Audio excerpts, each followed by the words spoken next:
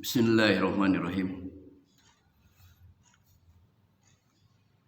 Assalamualaikum warahmatullahi wabarakatuh.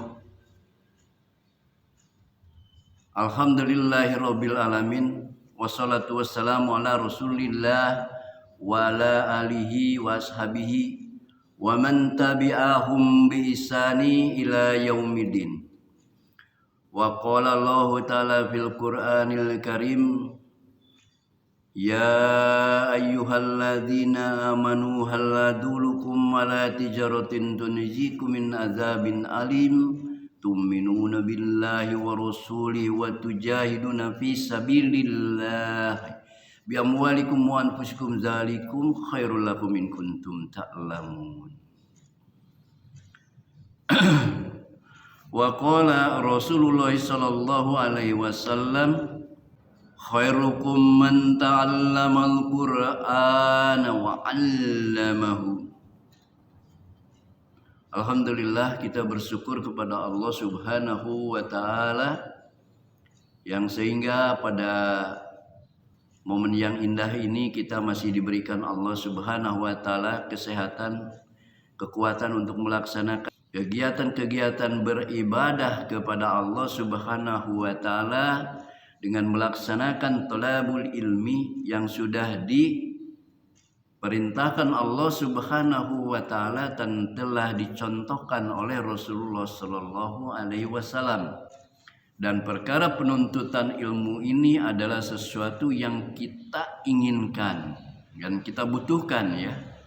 Karena dengan ilmu manusia bisa beramal, dan dengan ilmu Allah ridho akan amalan-amalan kita, terutama dalam hal peribadahan, ya. Karena ibadah tanpa ilmu adalah sesuatu kezaliman. Karena manusia itu tidak sedikit manusia yang sesat melakukan suatu amal perbuatan karena tidak memahami ilmunya secara syar'i, maka dia beramal, tetapi beramalnya itu menjadi amalan yang sesat gitu. Nah, agar kita tidak mendapatkan, tidak terkena dengan amalan-amalan yang sesat itu, maka kita berusaha untuk selalu bertolabul ilmi, yaitu menuntut ilmu, ya. Sebagaimana para ulama-ulama, guru-guru kita yang terdahulu mengajarkan kepada kita, ya.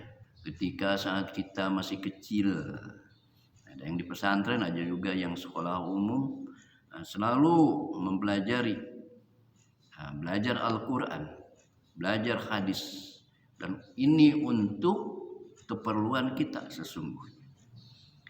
Nah, oleh karena itu kita menyambung daripada pembelajaran kita yang sebelumnya, yaitu kita masih di surat Al-Baqarah, ya, surat yang kedua.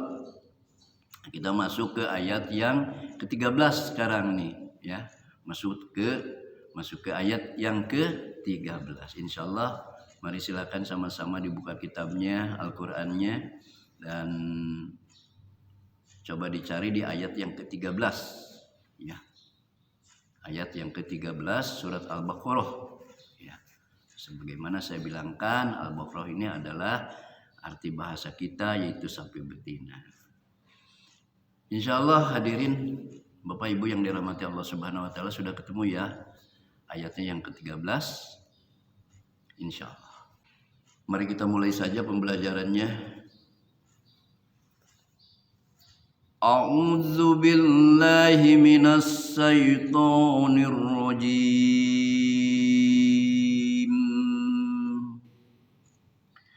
Bismillahirrahmanirrahim. Wa iza qila lahum aminu kama amanan nas. Apabila dikatakan kepada mereka, berimanlah kamu sebagaimana orang-orang lain beriman, yakni sebagaimana para sahabat Nabi Shallallahu Alaihi Wasallam beriman, yaitu mengimani kepada Allah Subhanahu wa taala, bahwa yakin kalimat la ilaha illallah sudah tertanam di hati, ya. Jadi iman tidak ada Tuhan selain Allah yang wajib kita sembah. Begitu juga beriman akan adanya turunnya kitab suci Al-Qur'anul Karim. Nah, ini keyakinan, ya, keyakinan. Maka dikatakan, apabila dikatakan kepada mereka beriman, kamu sebagaimana orang-orang yang beriman, ini diperintahkan kepada manusia. Perintah dari Allah, ya, dalam perkara iman. Qalu anu'minu kama amanas sufaha. Jawab mereka, apakah kami akan beriman sebagaimana berimannya orang-orang yang bodoh? Nah, ini kata orang-orang kafir, ya, orang kafir Mekah, orang musyrik mengatakan seperti itu. Qalu anu'minu kama amanas sufaha. Maka jawab mereka itu, apakah kami akan beriman sebagaimana berimannya orang-orang yang bodoh? Artinya, kami akan melakukan seperti orang-orang yang bodoh. Itu anggapan mereka, ya. Begitu Rasulullah menyampaikan Al-Quran, orang-orang kafir ini menganggap kalau Rasulullah itu bodoh. Dan begitupun para sahabat yang diajarkan oleh Rasulullah dengan Islamnya, ya, dan ketauhidan, maka mereka menganggap para sahabat pun itu orang-orang yang bodoh. Maka mereka mengatakan, apakah, kan? Jawab mereka itu, apakah kami akan beriman sebagaimana berimannya orang-orang yang bodoh? Nah, nanti ada sanggahannya di dalam Al-Quran selanjutnya. Maka firman Allah selanjutnya ini menolak ucapan mereka. Ala innahum humus sufaha walakin la ya'lamun. Ketahuilah, mereka lah orang-orang yang bodoh, tetapi mereka tidak tahu akan hal itu, ya. Jadi sanggahan daripada ayat berikutnya bagi orang-orang kafir tadi yang menganggap kalau Rasulullah dan para sahabat bodoh, maka di dalam ayat yang berikutnya Al-Quran, ya, Allah turunkan firman-Nya di dalam Al-Quran, ala innahum humus sufaha'u walakin la ya'lamun. Ketahuilah, merekalah yang bodoh, tetapi mereka tidak mengetahuinya. Jadi jelas sekali orang-orang kafir itu, ya, menganggap kepada Rasulullah bodoh, padahal maka turunlah ayat berikutnya untuk menyanggah bahwa sebetulnya mereka lah orang-orang yang bodoh, karena mereka cuma mengikuti apa kata nenek moyang mereka, yang nenek moyang mereka sendiri itu tidak mengikuti syariat-syariat yang Allah turunkan, gitu, ya. Maka di ayat berikutnya, wa idzal laqul ladzina amanu qalu amanna wa idza khalu ila syayatinihim qalu inna ma'akum innama nahnu mustahzi'un. Wa idza laku, dan jika mereka berjumpa. Asalnya lakiu lalu domah pada iya, ya. Domah pada iya dibuang karena beratnya pada lidah, berikut iya itu sendiri karena bertemu dalam keadaan sukun dengan waw sehingga menjadi laku. Jadi asalnya tadinya lakiu, ya, gitu. Karena Domah pada ya dibuang karena beratnya pada lidah. Berikut ya itu sendiri karena bertemu dalam keadaan sukun dengan wawu sehingga menjadi laku. Jadi dibacanya wa izalaku wa izalaku.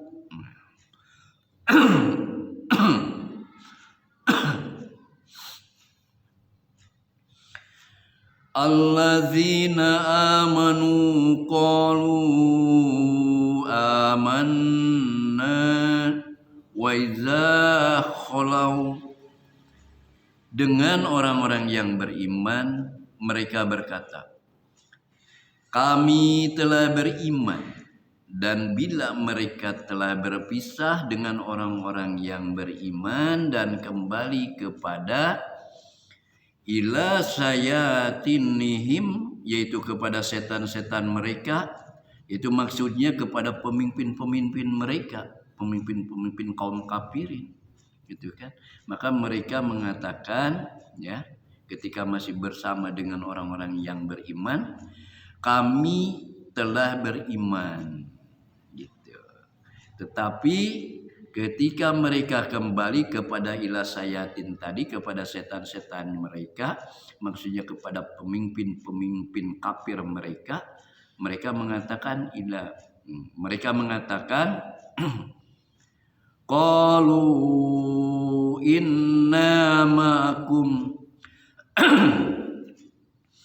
qalu inna ma'akum. Nah, kata mereka, sesungguhnya kami ini bersama kamu. Maksudnya sependirian dengan kalian, dengan orang-orang kafir, dengan pemimpin-pemimpin kaum kafirin. Sesungguhnya kami bersama mereka. Ya. Maksudnya sependirian dengan kamu dalam keagamaannya. Innaman nahnu mustahji'un. Kami ini hanya berolok-olok. Jadi ketika mereka bertemu dengan orang yang beriman bahwa mengatakan kami telah beriman, nah sesungguhnya mereka itu berolok-olok karena rasa takut juga mereka dengan orang mukmin, ya, orang yang beriman. Nah, mereka itu berpura-pura beriman ketika bersatu, bergabung atau bertemu dengan orang yang beriman. Jelasnya dengan Nabi, dengan para sahabat Nabi itu, ya. Kita lanjutkan lagi ke ayat 15. Allahu yastahji'u bihim wa yamudduhum fi tughyanihim ya'mahun. Allahu yastahji'u bihim. Allah lah yang memperolok-olok mereka. Artinya membalas olok-olok itu dengan memperolok-olok mereka pula. Wa yamudduhum, dan membiarkan mereka terpedaya fi tughyanihim, dalam kesesatan mereka, yakni mereka melanggar batas disebabkan kekafiran. Ya'mahun, mereka terombang-ambing dalam keadaan bingung tanpa tujuan, atau mereka tidak mempunyai pegangan, ya. Mereka itu bingung karena memang yang disampaikan ilmu daripada nenek moyang mereka itu ilmu yang tidak berdasarkan daripada kalimatullah, gitu. Jadi mereka itu malah bingung gitu akhirnya, ya. Ya mahun, terombang-ambing dalam kesesatan. Mereka terombang-ambing dalam kesesatan. Ulaika alladzina ashtaraw dalalata bil huda fama rabihat tijaratuhum wa ma kanu muhtadin. Ulaika alladzina ashtaraw dalalata bil huda, mereka itulah orang-orang yang membeli kesesatan dengan petunjuk. Artinya mereka itu mengambil kesesatan sebagai petunjuk, ya, karena manusia-manusia bodoh itu Mereka mengambil itu sebetulnya itu jalan yang sesat, tetapi mereka ambil jalan itu sebagai petunjuk. Famarrobihat tijaratuhum, maka tidaklah beruntung perniagaan mereka. Bahkan sebaliknya, mereka merugi karena membawa mereka ke jalan, membawa mereka ke dalam neraka, yang menjadi tempat kediaman mereka untuk selama-lamanya. Wa ma kanu muhtadin, dan tidaklah mereka mendapatkan petunjuk, ya, disebabkan oleh perbuatan-perbuatan mereka. Nah, mereka kan dari sebelumnya sudah disampaikan bahwa orang-orang kafir itu fi qulubihim maradun, maka dalam hati mereka itu ada penyakit. Nah, itu ya termasuk ya. Lanjut. Masaluhum kamasalil ladzi istauqadan naru falamma adu'at ma haulahu dhahaballahu binurihim wa tarakkahum fi dhulumatin la yubsirun.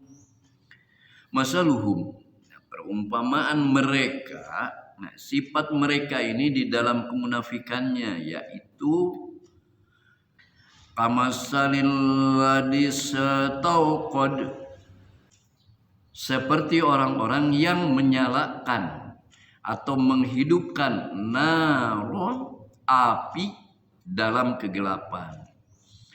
Falamma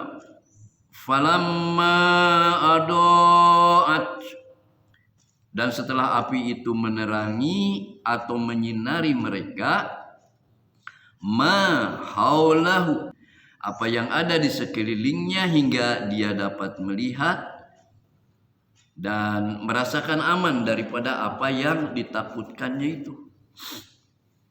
Zahaballahu binurihim, Allah menghilangkan cahayanya yang menyinari mereka, yaitu dengan memadamkannya, ya.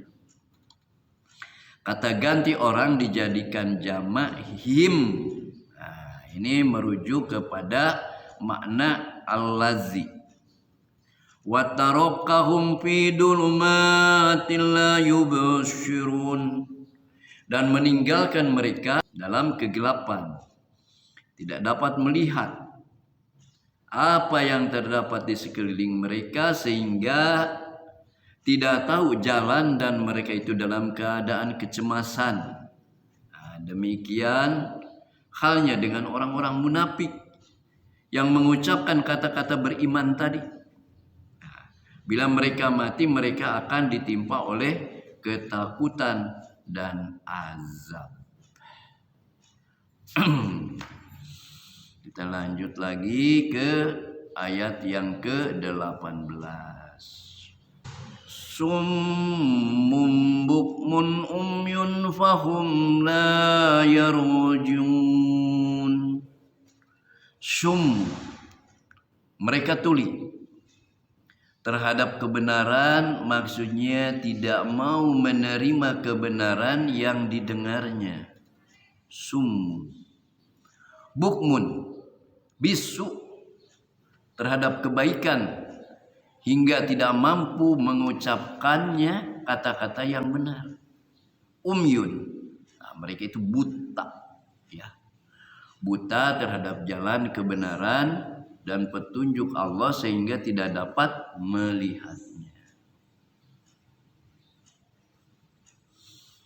Fahum la yarji'un, maka mereka tidaklah akan kembali daripada kesesatan. Jadi mereka tidak kembali dari kesesatan, ya. Terus saja melakukan kesesatan, kemaksiatan, karena mereka tidak memahami apa itu tentang kehidupan beragama. Insya Allah kita sampai di ayat ke-18 saja dulu, ya.